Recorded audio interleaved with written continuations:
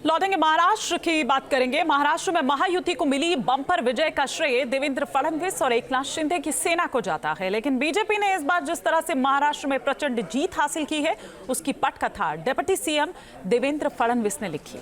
यानी इस बार महाराष्ट्र में महाजीत के महानायक हैं देवेंद्र फडणवीस।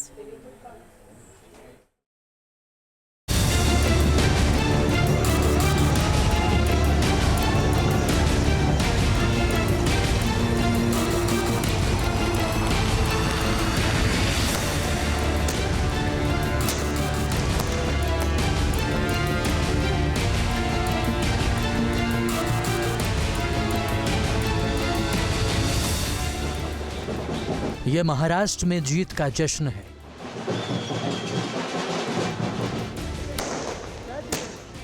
यह महाराष्ट्र फतेह की खुशी में नगाड़ों का नाद है। यह महाराष्ट्र में महाविजय का शंखनाद है।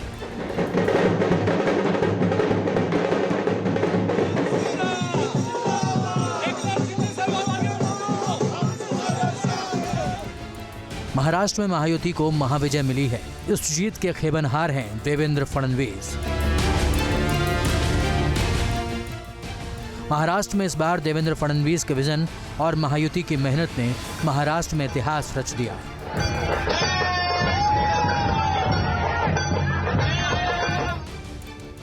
महाराष्ट्र में महायुति गठबंधन की लैंडस्लाइड विक्ट्री ने बीजेपी को 7वें आसमान पर बैठा दिया है, लेकिन महाराष्ट्र में बीजेपी को इस मुकाम पर लाने के पीछे एक ही चेहरा है। वो है डिप्टी सीएम देवेंद्र फडणवीस, जिन्होंने महाराष्ट्र में बीजेपी की महाजीत तय कर दी। महाराष्ट्र की जनता ने जो अप्रत्याशित इस प्रकार की जीत हमको दी है, इससे ये बात पूरी तरीके से स्थापित होती है कि महाराष्ट्र ये प्रधानमंत्री मोदी जी के पीछे है। महाराष्ट्र में बटेंगे तो कटेंगे के नारे ने बीजेपी की अगुवाई वाले गठबंधन के पक्ष में माहौल बनाने में बड़ी भूमिका निभाई, लेकिन राजनीतिक पंडितों का मानना है कि फडणवीस का जागो हिंदू जागो के नारे ने महाराष्ट्र में हिंदुत्व की सुनामी ला दी, जिसके बाद मराठा मानुष बीजेपी का हो गया। इसे महाराष्ट्र की सियासत में गेम चेंजर माना जा रहा है।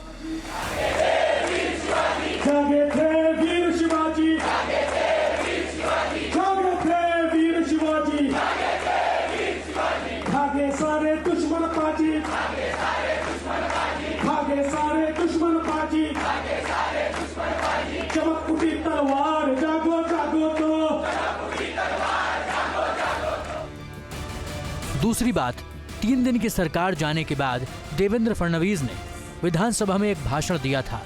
मेरा पानी उतरता देख मेरे किनारे पर घर मत बसा लेना, मैं समंदर हूँ लौटकर वापस आऊंगा। 5 साल पहले फडणवीस ने जो भविष्यवाणी की थी, वो 23 नवंबर को सही साबित हुई।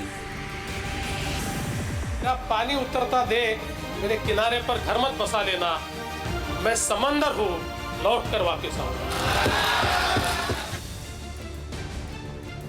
23 नवंबर की काउंटिंग के बाद ये क्लियर हो गया कि जीत का सेहरा फडणवीस के सिर ही बंधेगा।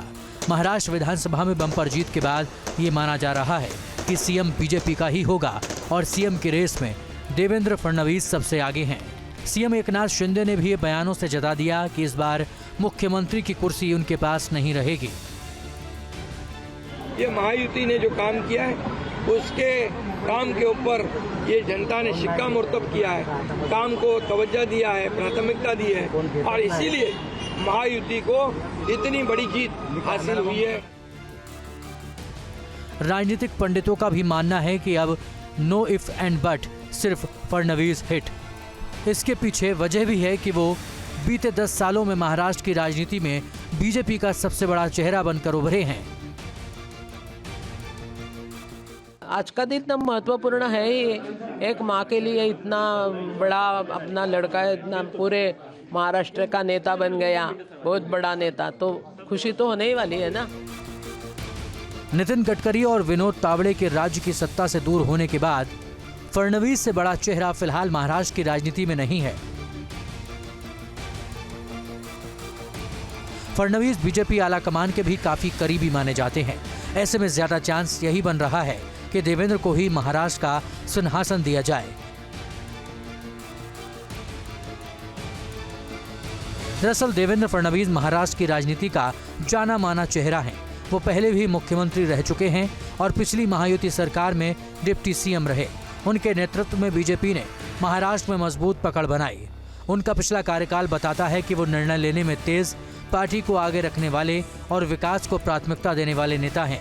महाराष्ट्र के किसानों के लिए कर्ज माफी योजना हो या मुंबई में मेट्रो प्रोजेक्ट्स को स्पीड देने का काम हो, फडणवीस का नाम हर जगह आता रहा है।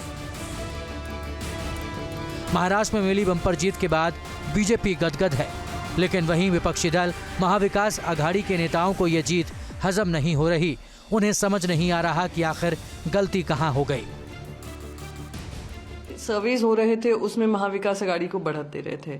बादशाह बता रहे थे एज है। एक कांटे की टक्कर इस तरीके से हो जाना कहीं ना कहीं थोड़ा आश्चर्यजनक भी है, सवालों के घेरे में भी आता है, और मन में मैं एक सेंस ऑफ सरप्राइज है कि जो हम जनता के बीच में देख रहे थे, महिलाओं के साथ देख रहे थे, पुरुषों के साथ देख रहे थे, आक्रोश जो था 1500 रुपए मिलने के बाद भी वो महिलाएं बता रही थी कि हम पे एहसान नहीं कर रहे हैं जिस तरीके से प्रचार कर रहे हैं, और उसके बाद ये इस तरीके के आउटकम आना, आई वुड से हमें कुछ टाइम लगेगा for it to sync in. चर्चा थी कि विधानसभा चुनाव से पहले अब देवेंद्र फडणवीस दिल्ली जाएंगे। अगर बीजेपी लोकसभा के बाद विधानसभा चुनाव में भी असफल होती तो देवेंद्र फडणवीस की छवि को बहुत बड़ा झटका लगता, लेकिन ऐसा हुआ नहीं। देवेंद्र फडणवीस की शानदार चुनावी रणनीति ने मराठा राजनीति में भूचाल ला दिया और इस विधानसभा चुनाव में बीजेपी की शानदार सफलता से देवेंद्र फडणवीस का नेतृत्व और भी मुखर हो गया।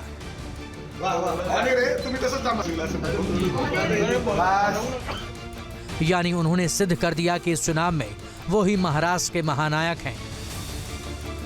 Team news nation.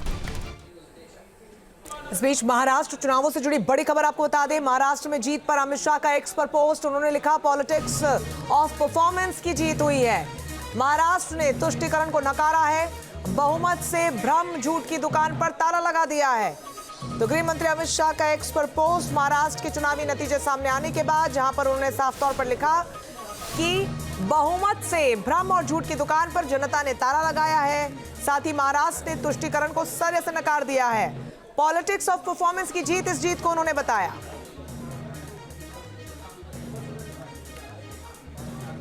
News nation अब व्हाट्सएप पर खबरों की ताजा अपडेट के लिए न्यूज नेशन के इस QR कोड को स्कैन करें।